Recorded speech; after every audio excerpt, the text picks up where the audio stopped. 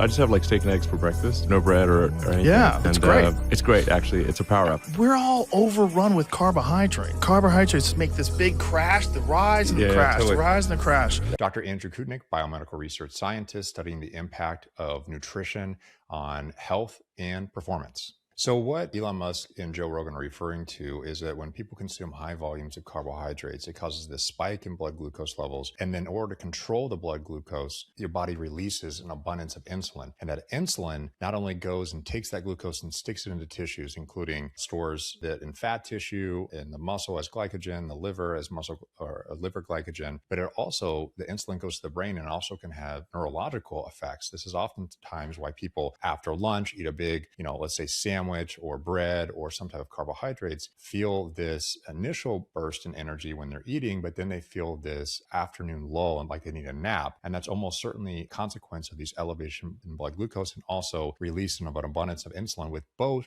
affect the brain. Rise and the crash, totally. the rise and the crash.